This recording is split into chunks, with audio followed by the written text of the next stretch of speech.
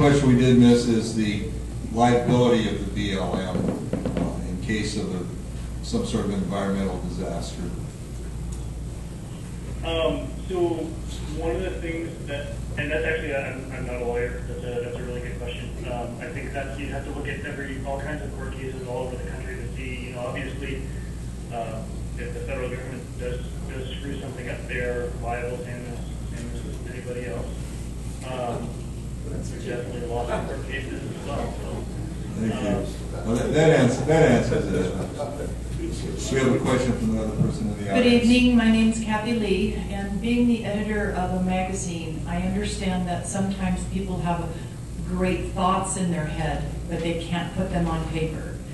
And so my concern is there are so many concerned citizens here regarding this, but they don't understand how to put it all together. And if they write something, it may end up, because there's so many roles here, it may end up in a circular file somewhere. So what I'm suggesting is maybe can we do a petition? Can we have one person write a letter and we get signatures on it or something to show the support of our city, how we feel about this, but we can't exactly put pen to paper.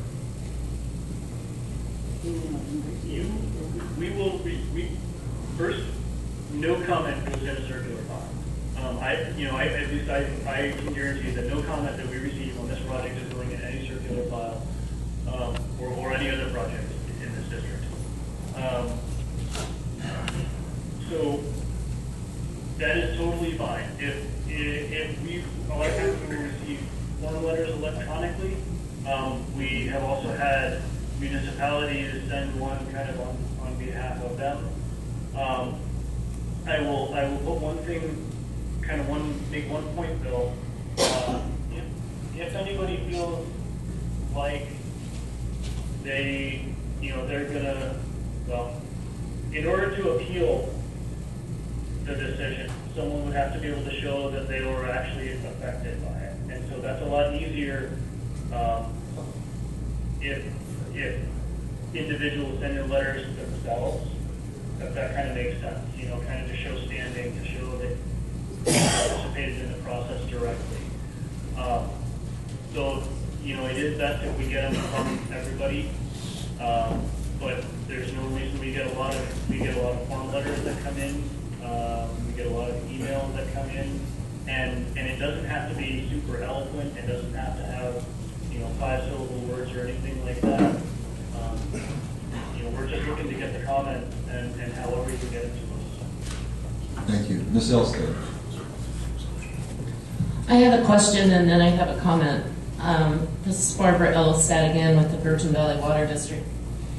Since it is becoming apparent to you, hopefully, that Mesquite stands to have a great effect from this environmental assessment and anything that goes forward from here, is it possible, even though there is a line drawn in the sand between the Ely district and Southern Nevada district of the BLM, is it possible for the city of Mesquite and the Virgin Valley Water District to ask for standing as and I believe this is the right term, correct me if it's not, cooperating agency with you and your office in this whole entire plan?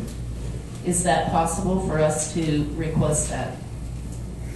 So you absolutely got the correct term.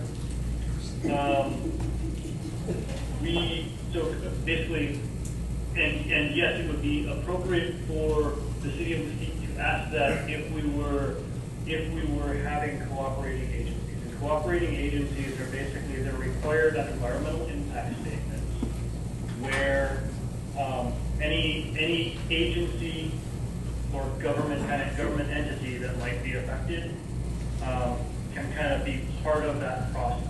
And so the city of Mesquite, if this was say leases were offered and a company came in and they were doing an environmental impact statement to consider the effects of a proposed project. The BLM would invite the city of Mesquite and potentially even Clark County, and I don't know there are government entities or not, but if they are, they'd be invited to participate as a cooperating agency, and that would just basically be kind of a seat at the table throughout the process. But it is reserved almost exclusively for environmental impact statements. But yes, that is something, regardless of the county line, if the community is going to be affected, then we would invite the city of Mesquite to participate. The Virgin Valley, just to clarify for you, the Virgin Valley Water District is a government entity established by NRS statutes. Okay, so yeah, then the water district would be invited to participate as a cooperating agency as well. Okay, and then I have one more comment. I and many others in this room and in this area appreciate the time that you have given to us, even though it's not under the best of communication capabilities. But I would like you to know specifically that Mesquite is the second safest city in Nevada. We are a very kind and generous people. Not all of us carry guns. Not all of us. A lot of us like the BLM and appreciate what you do to protect our resources. So, in spite of what you may have been told or heard, we are a very nice people, and we invite you to visit with us whenever you can. Thank you. Go My ahead. name is Greg Anderson. I'm from Montpelier Reservation, and I got a concern. The land, BLM, you're supposedly being the keepers of this land, and you're allowing what's happening around it. Don't you know the atmosphere that's happening right now? Look at the cold air that's here right now. Look at the land that's burping in Arizona because of what's going on, the fracking, the drilling.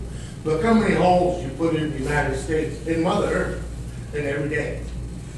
I just want to know if you feel good, and can you sleep at night? That's what I want to know. Thank you.